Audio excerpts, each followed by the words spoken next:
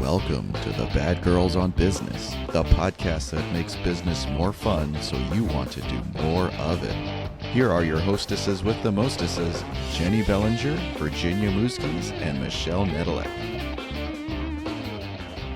Well, hello, and welcome back to the Bad Girls on Business, the only podcast in the industry that is safe, sane, and consensual. The bad girls will be nice or naughty or kinky, whatever our guests prefer, and we'll give them a safe word in case things get out of hand. So it's Meatloaf, because we would do anything for business, but we won't do that. And I am Virginia Muzquiz, the referral alchemist. I have upgraded. I am no longer the diva. I am now the alchemist, branded and ready to go. So I am your referral alchemist, and I am here today with Jennie Bellinger. Hi, I'm Jennie Bellinger, your direct sales Domme, helping you whip your business and your sales into shape. I love it. And we are very sad to announce that your mistress in business, Michelle Nedelec, has no voice today. So you'll just have to do without her. And instead, welcome Charlene Tessier, who was able to turn a failing online business into a thriving success by using a powerful combination of two underutilized tools, LinkedIn and Livestream. And today she's going to share with us how we can attract motivated prospects into our businesses using one or both of those tools. And I had the pleasure of making Charlene's acquaintance at the JVology Summit in Cabo. So we just got back from Cabo, and she is an action taker, Jennie B. She is an action taker because she was on it and signed up for today, like this time Friday last week. Yeah, in like a week. I was going to say, you all just got back from Cabo. That's amazing. Good on you, Thank Charlene. you for having me. So Charlene, we love failure at the Bad Girls on Business. We think failure is one of the greatest tools for building exceptional businesses. And apparently you had one. Do you want to just start us off by talking about the, mine is called the direct sales epic fail. That wins. So tell us about the online challenge that you had that set you up for success. Well, when you were saying, I had a failure, I was kind of thinking in my mind, which one are we talking about? Because we all have so many, to be honest. And there's recent ones, and there's epic ones, and there's ones that kind of got us started. And that's kind of how it got it started for me. I had an offline business, and it was kind of going along.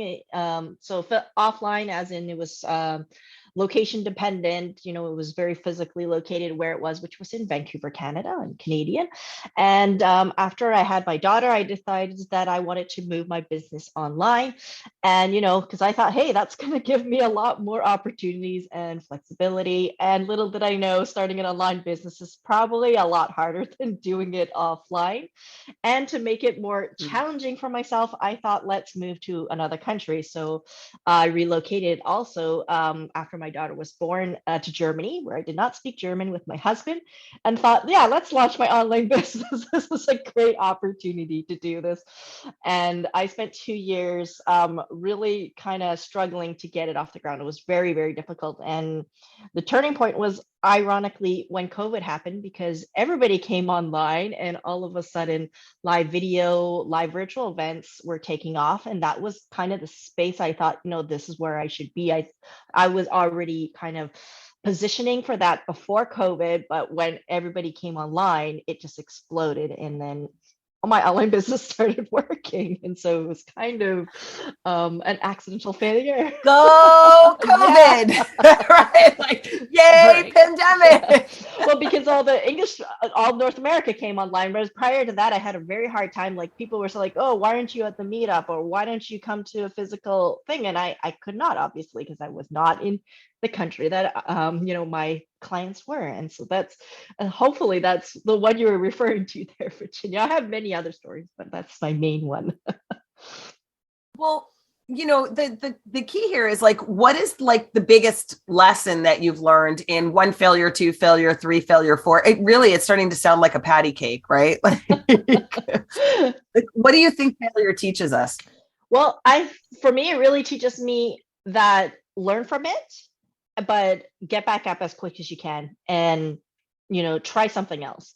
Don't dwell on it, and the longer you dwell on it, you're not really learning anything new, and business is really just a series of failures, to be honest, till you reach some level of success.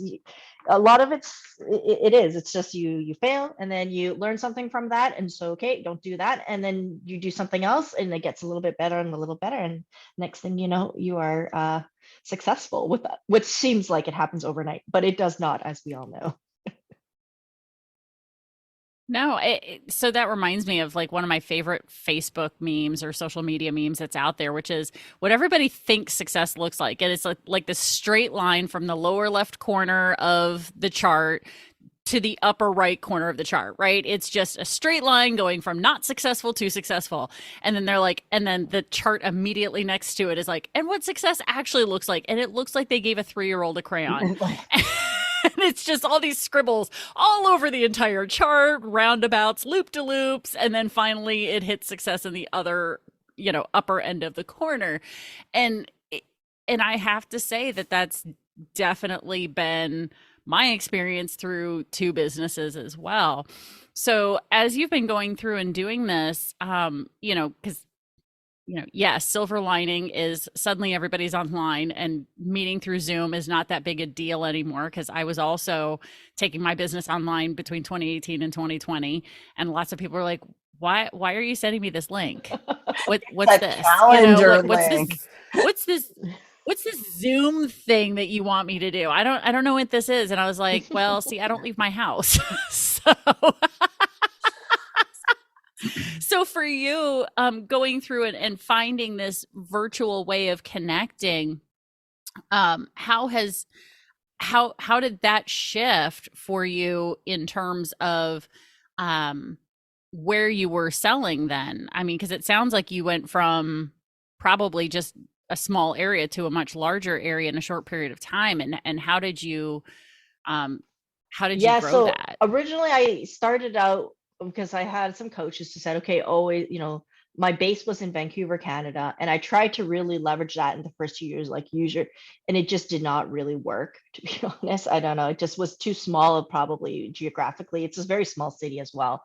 And then when I went online, I just started putting out content for the world, really. I didn't really I target English speaking, but I was not really targeting any geographical location. And then I started to notice a lot of people were from Boston area, New York, and I think it's just, and even Toronto, but mostly out of the States. And I think it's somewhat population, right?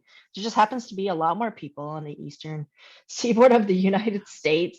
And it kind of overlaps, and it overlaps actually with Europe, with Germany's time zone. So it was like I was generally awake, being able to build relationships with them. And I think that's why it just kind of exploded on that side, where I didn't actually target that. It just kind of happened that way. So yeah.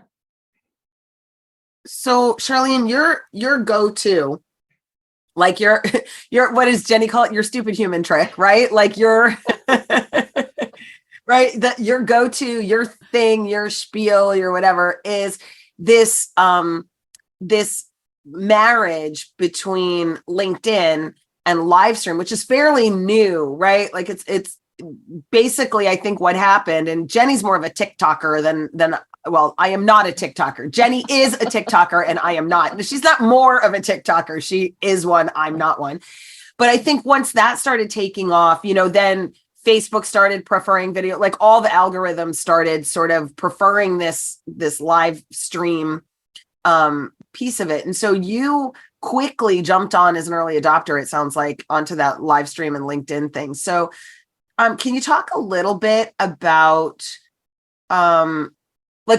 who should use LinkedIn and who should use that combination, LinkedIn and live stream? Who's it good for? So if you're going to have if you're an online entrepreneur, online business, you're going to most likely need to use 1 or 2 social platforms as kind of the main sort of lead gen funnel. You got to go where they are. Everybody's saying, oh, well, are they online yet? Well, where are they? So for me, it's whoever is where your business. So if you're generally they're coaches, mostly online coaches, Mhm. and if you're doing productivity, or if you're doing, even referrals like Virginia, or even sales coaches, well, most other online business entrepreneurs or even physical businesses are usually on LinkedIn. That's kind of their social place to hang out.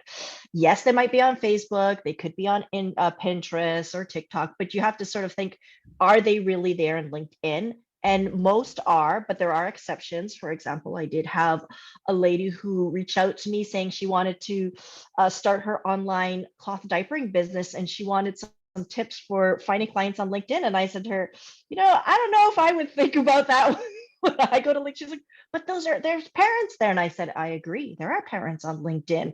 But do you think parents think about cloth diapers when they're on LinkedIn? Or do you think they think about something else? Probably Pinterest or Instagram would be your best bet. So really think about your business, and maybe you need to tweak it. I mean, if she was actually thinking about selling cloth diapers to boutique business baby shops, then that LinkedIn is probably your place, but not the parents. So you have to just think about, where is your client and which social platform they're on. And if they're really on LinkedIn, it could be that it's just a pivot like that. And I actually would go after the business owners to sell wholesale, and rather than one diaper to one diaper, I would go for the business owners. So that's who would be those who are looking for their business on LinkedIn, and usually other business owners. The live streaming component that I do, the video component, is different in that most content still on LinkedIn is text-based. There is starting to be more, of course, recorded video, as you saw. There's pictures. The way I design my live streams is really about having a conversation and building a relationship. So it's a tool that I actually build a relationship with my audience. And if your business is in the business of building relationships for sales or for getting to the person who makes the decision, video is a great way to do that. And it's amazing at how quickly people will decide to pick up the phone, essentially, or direct message you in LinkedIn. It's a little bit different, and reach out to you and ask you for a call, because they have seen your videos. They have literally built a relationship with you without you really knowing, and are ready to start having, get more in depth about what you can do to help them. Yeah, no, that makes perfect sense. I've heard other video experts talk about that parasocial relationship, and that's where really that the psychology comes in as to why video works, right? Is that no like trust factor gets taken care of before you ever have a conversation with them, right? And I think that the whole marriage of it, I love watching reels. Like, I could scroll reels all day long. To me, it's the absolute greatest way to like waste time, is just scrolling on reels, right? And then Gary V shows up and I'm like, okay, I'm working. Like, cause like, it's like Bunny the dog and little Susie whatever, and this mom who has Alzheimer's or whatever. And I'm like, oh, now I'm listening to Gary V. So that, education. But I don't do video yet, because I feel like I don't have the backdrop. I feel like I don't have the professionalism. You know what I mean? Sort of, I'm not showing this video. Right. So I'm like, I like podcasting in my pajamas. So, what are some of the myths that people have up in their head that really stop them, that you think are like, some of it's got to be true, right? Like, yeah, Virginia, you probably don't want to get on live stream in your pajamas. That's probably not okay. But, there's also probably some head trash, right? So what do you think are like the non-negotiables, and what's head trash for getting on video? Yeah. So, I think that the few you already did mention, one was like, oh yeah, my background is not perfect and super nice. I don't have a nice studio set up, or I don't have a nice camera, or even nice sound and whatnot. But actually, all of that is just bullshit, really. It's just artificial limiting factors. Most people have fairly good now, especially because they do a lot of online meetings, pretty decent audio. and pretty decent Right. lighting, or wherever they sit for their meeting is probably, good enough. Other Right. things that I would say that's more like mental stopping them is they feel they don't look good on camera. Self-conscious, of course. I'm very self-conscious as well. I think everybody's self-conscious when you're on video because you can see you. Except Jennie. You're so sweet. Stop it. Keep going. Stop it. No, I agree. There's a self-consciousness factor there. I mean, even I experience that. I mean, when I make my TikToks, I'm like, I'm not worried about looking perfect, but I am taking a look at, how am I showing up? I mean, I'm not perfect, that's for damn sure. Go watch my TikToks and you'll figure it out. It ain't all perfect. I know, it looks pretty cute to me. But I think Charlene, so here's here's not perfect. I mean, mine are live too, so you'll see. I'll mess up, I'll stumble, the audio will fail. It's live. Things happen when it's live, and it seems that people actually feel that's a bit more authentic than I could do recorded video, like most YouTube videos record. But then it's like this bar is very high, I find, in YouTube. Even for me, I tried to start on YouTube, and for me, it was like the standard on YouTube is really, really high now. It just looks like so professional. And when you start out, you feel like so terrible. And I think Livestream kind of strips away a bit of that, like their expectation is a bit lower because it's live. They expect that things could happen. And that's okay in a way. It's a lot more authentic as well, I feel anyways. And it's easier for me because I don't have to deal with any of the editing or anything like that. Post-production. Yeah, because if it bumbles, and it's like, hey, sorry, it's live. You get what you get. Just like this. Got it. So how do you, and I know you have a gift later that you'll tell us about to answer this question, but how do you decide on what you're going to talk about? Are you just riffing? Are you interviewing people? How often are you live streaming? Like, walk us down the path. So when I first started live streaming, actually, I was terrible at coming up with content. So I actually recommend this strategy is what I did too, is I just had a guest every week. And I just interview them because it's easier to just create one set of questions and have a few, different questions. And it's also easier to live stream that way because it's like having a Zoom meeting. You're already comfortable. You don't feel so uncomfortable that everybody's looking at you. You're by yourself or whatnot. You got the guest to kind of help you. So I did that, I think, for at least 6 months before I started making original content for myself.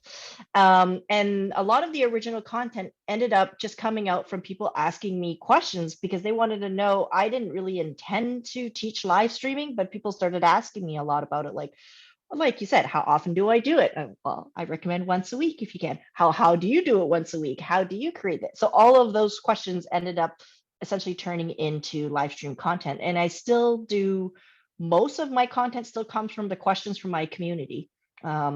The community asks me questions all the time, or people even just direct message me questions on LinkedIn. It's like, oh, I saw your live stream, or I was wondering about this and that about the live stream, how you did it, or can you explain further? And then I say, okay, I'm going to answer it in my next live stream.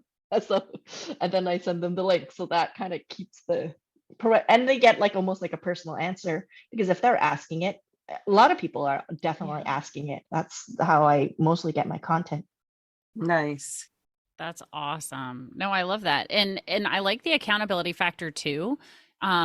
In terms of if someone else is going to be there to interview, then you're less likely to back out, especially in the beginning, because you want to cancel it because it's only you showing up. But if you had to book it with someone and they have to put some time aside to come and show up, well, you better show up as well. And that definitely helps to build the muscle a little bit, to show up every week.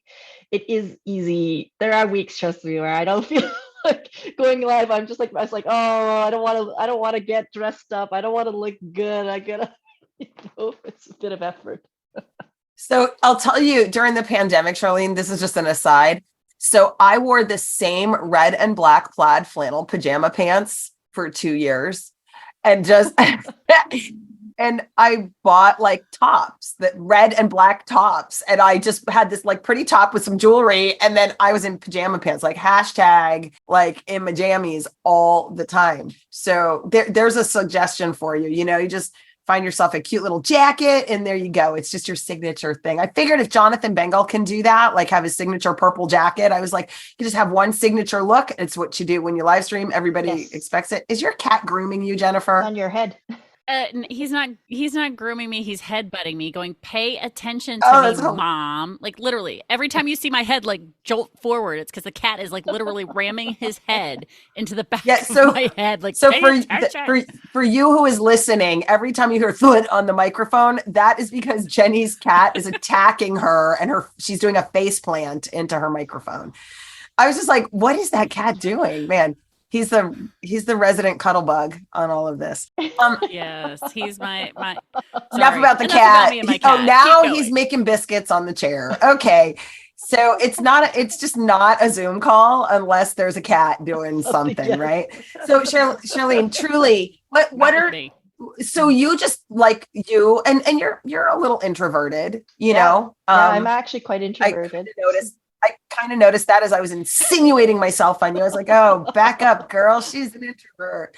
Okay. So, how did you break free of some of the limiting beliefs and the limiting ideas that would have kept you off of that? Because believe it or not, like that's part of the reason those of us, myself, that doesn't do video, that's, that all of those are parts of little glitches that keep us from really creating meaningful content, reaching people, talking to our audience, all that. There was a challenge that I actually did that kind of helped me. First was doing the interviews. That was like doing a weekly interview helped. But when I was deciding like, okay, I'm getting tired of doing these weekly interviews. It is actually a bit more work to do it that way. People think it's less work, but to coordinate someone, to find someone, get them to show up on time. As you know, you have a podcast with guests. It is actually quite a bit of administrative work versus me just mapping out my content and then knowing when to stream is actually a little bit less because I can be more flexible with my time. When I decided to do that, I knew that I would have some challenges because I had already tried to do a YouTube channel like 3-4 years before. And I had tried actually quite a few things to do it and it didn't work. And someone recommended a challenge to me called Challenge 44. And what it does is it kind of helps you break through that barrier of this limiting beliefs. And what you do is you produce a piece of content for 30 days straight. Crap or not, you have to publish 30 days of live. And I did 30 days of live video. And then after 30 days, you kind of got over that a hurdle of good, bad, whatever, because in the beginning we're over perfectionists as wanting to have every video, and really what we need to do is just get the habit and the skill. It doesn't matter what we publish that day, we just got to hit that publish button. And after 30 days you start to care a little bit less about all kinds of things that you thought were really important. And then after that you do it, I think every 3 days you produce one piece of content for like a few more weeks, 4 more weeks. And then after that, you produce one a week, because by then you're actually more into improving upon and mastering the skill of whatever you're doing. In this case would be live stream video, versus just trying to crank it out. But I do really recommend that. And I do that 30-day challenge with those who work with me.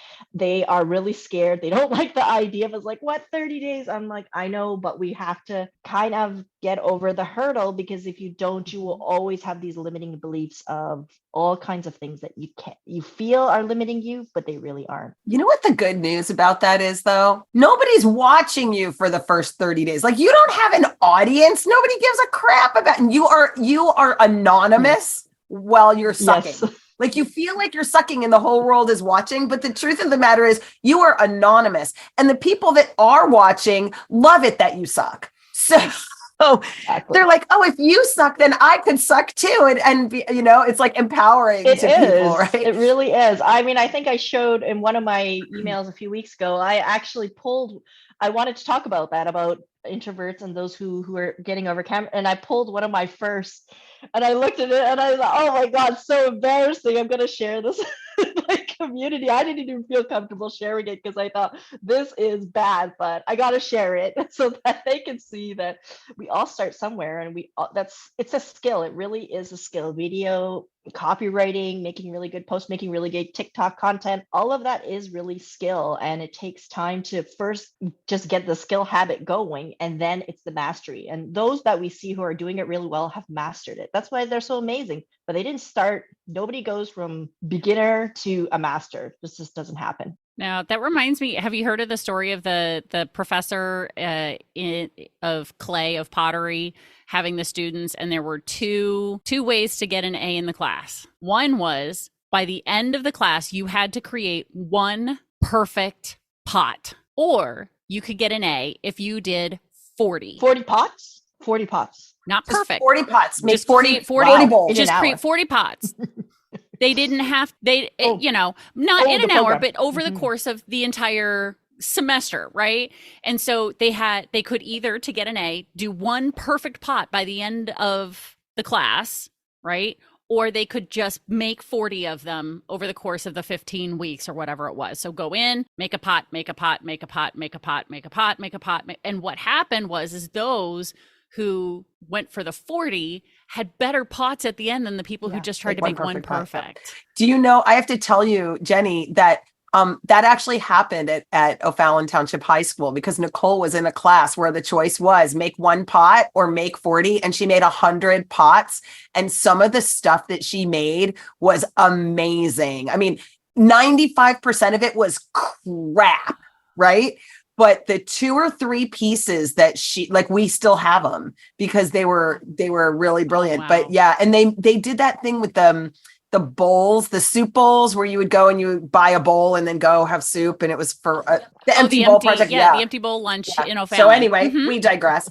Charlene, the interesting thing for me about all of this is that there is a high value to it, right? To making sure that you're producing that content. Do you repurpose your content in other ways?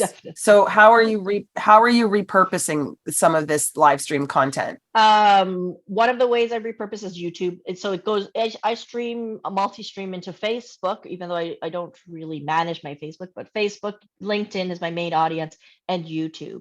So YouTube really becomes the library, because on Facebook and on LinkedIn, as we know, the content just goes onto the feed. It's very short-lived. It only has a lifespan of about 2-ish weeks. And then if you're lucky, and then it's gone, and you can't really search. So now, like on my YouTube channel, I have over 200 videos, and I never thought I would ever hit 200 videos, but I've hit over 200 videos, and now I have this library that I can pull from. I create even playlists or even mini course or mini lead magnets, just because I have so much content where I can kind of say, hey, you're wanting to know how to do this. And often I repurpose it for my emails, like I said, for my audience and for my private community. A lot of that content goes to them, and they even often will get, say, the extended versions of things, or, because I have so much video content, I do live events as well. And so they will, being in my free community, you'll get a little bit of extra that not everybody publicly would be able to see. So that's probably the most common ways I reuse it. Email, my private community, lead magnets. And right now I'm trying to learn a lot more about YouTube to kind of double down there and see if I can get that really working really well for me. Are you doing, when you repurpose your live stream video to YouTube, are you doing any editing, or are you just throwing up the raw footage just as it is? Streams in live as well. So I don't even have to upload it. Like when I stream it live to LinkedIn, it's streaming live directly into YouTube as well. It's also announced there too. So I don't have much of a streaming audience in YouTube. YouTube live streams are a little bit different anyways. Most people who go for YouTube live streams, they expect 30 minutes to an hour, which is really long to stream live, but that's normal for YouTubers, but you need a big audience. So what they see is the recording of the live stream, which is still valuable as a recorded content. Yeah. Jennie, you're so funny. You were like 30 minutes, the look on your face. And I thought to myself, as if you couldn't talk for 30 minutes. I know, but you also have to remember when it comes to video content, what I'm creating on TikTok is a minute or less in most cases. I mean, and a lot of the content that I'm creating on TikTok is literally on my personal TikTok. It's not my business TikTok yet. I'm starting to build there, but that's a minute, a minute of entertaining edutainment, because to me, that's how I see TikTok, is edutainment for my business. It's got to be funny, it's got to be fun, and it's got to have just a tiny little, here, have some information, right? A minute of content, that's it. And yes, I absolutely could create half an hour of content. I regularly do on my own podcast. That is doable, absolutely. But again, that's all audio. I don't do video at that level. So yeah, that's why my face was like, for the listener who's like, what do you mean? My jaw dropped open and I was like, half an hour, like, oh my God, like, no. I mean, I could do it. I choose not to. I'm starting to think that we need to live stream our podcast interviews, live stream the podcast interviews, and then produce the podcast interview. Like you could. I'm starting to think. Like that would be, it certainly would get me, I'll tell you what, it would certainly, I think committing to that would get me way more committed to getting guests and getting content done. And, when I have to, oh my God, but then we'll have to show up ready to be like, I'll just do it for BBR. It's totally cool. Yeah, no, that I'm okay with doing it here, because we do real raw unedited. I mean, that's the point of what we do now. Jennie can show up in her corset. Live is the same thing, real raw and unedited. You can show up in your corset. I'll show up in my Harry Potter robe. It'll be fun. She said, Jennie will have her writing crap, and I'll have my wand, my little magic wand. I'm telling you, it's pretty funny. So last question. How do we make sure that people stop and engage in the live stream instead of scrolling by? Okay, so there's a few ways. I use a tool called StreamYard, and other people use I forgot there's another one. Oh, and there's a little caveat to that. So to stream into LinkedIn, unlike Facebook, and I think even like YouTube, I don't know about TikTok, but it's probably the same Insta, they don't have a button on LinkedIn. So where will you find a button to hit go live on LinkedIn? Unfortunately, LinkedIn did not build it. So you have to pay for a third party or use a third party platform to hook into LinkedIn. That is the only way. That's why a lot of people think that they just don't have LinkedIn Live. You probably have access. You just didn't hook it in with a third party software, unfortunately. So I use StreamYard. It is my favorite one to use, and I like it because it's very easy. And one of the ways you can get the people to stop is to they have very simple branding. So they have, well, you cannot see because we're on a podcast, but generally there's what's called the frame that goes around the outer edges of the screen. So it looks a lot more interesting than, doesn't look like just a Zoom call. Of course, you should use your brand colors, keep that brand consistency, or at least that kind of consistency going, so that when they see it, when they scroll, they start to recognize that they see you all the time. And at first, I didn't think that was really true. Of course, your face is also going to become over time recognizable. And I only realized that when I did a few times. The first time I did this 30 days, I told you and I do that periodically to actually boost YouTube and to boost my presence on LinkedIn. I will go hard for 30, 45 days. I will stream every day. And when I do that, I saturate my audience, my followers, and my connections. And people started saying to me, because this is when I was in Germany, they asked me if I was sleeping. And I said, yeah, I'm sleeping. I was like, well, how come your videos always on my streams, like 2-3 videos every day? Like, how much are you producing here? It's because I was saturating. And so that makes them realize, hey, I'm going to stop, because we all stop if we see the same thing. We don't consciously think of it, but it is actually subconsciously, we will eventually stop, because we're wondering, why is this showing up? Or I recognize this, or I remember something from this. And so that's one of the ways to get people to stop and see you when you're on the feed. Excellent. Because they see it as a sign from the universe, right? Like, I've now seen Charlene's video 15 times in the last 3 days, They begin to think that the universe is trying to tell them something. I mean, that's my experience with people. Yeah, I literally had somebody tell me yesterday, there were 2 people who mentioned my name to you, and I took it as a sign from the universe. I'm like, okay, great. That's awesome. yay, people are talking about me. Good, bad, ugly, whatever. I don't care. You've heard my name twice. I'll take it, right? Yes. So I think that works Yeah. for video. Very cool. Oh, All right. So love it. Charlene, you said that you have a little gift for our listener for tuning in today. So why don't you talk a little bit about the gift? And then, of course, we will post the link in the show notes because, dear listener, we're pretty sure you're on the treadmill, walking around on your bicycle or driving in your car, and you should not be stopping to write down a big long link. So besides that, we want it to be a little special link so that when you click on it and download it, Charlene knows that you came from Bad Girls on Business. So talk a little bit about that. What you got? Yeah, so I'm going to give you guys my 5-day mini course. Goes direct to your inbox, and it's going to help you essentially get started with that LinkedIn content plan that a lot of people struggle with, that Virginia was asking about, like, what should I talk about? And you can use this for video, live streaming, or even for text-based posts or image posts. So it's really versatile. You don't have to use it for video if you're not a video person yet. And it is going to be focused at really attracting those clients to your business on LinkedIn. I have a little bit of a story component because I really find that LinkedIn, unfortunately, is kind of dry on the story personal side. It's very, I don't know, business. And it's not that you can't tell personal stories. If they're appropriate, they work really well, and you will really stand out a lot more on LinkedIn because people just have a very dry take to LinkedIn. So I have a story component there that you can do as part of the days. We build out the content in 5 days. It's really easy, just takes a few minutes a day, and it goes direct to your inbox, and that's free for you guys. Yay. I love it. Thank you. So Charlene, we end every episode with our naughty questions. So we were very nice to you today. So we're going to get a little naughty. Were we on our best behavior or what? I don't even think I dropped a single F-bomb in the entire episode. I'm so proud of you. I'm so proud of me too. You know, it's a rough one when you're the daughter of a sailor from New Jersey, right? Gary V is just right now. He's my idol. All right. So we've got 5 naughty questions for you to consider. All right. Thinking about marketing, would you choose domination or seduction? Seduction.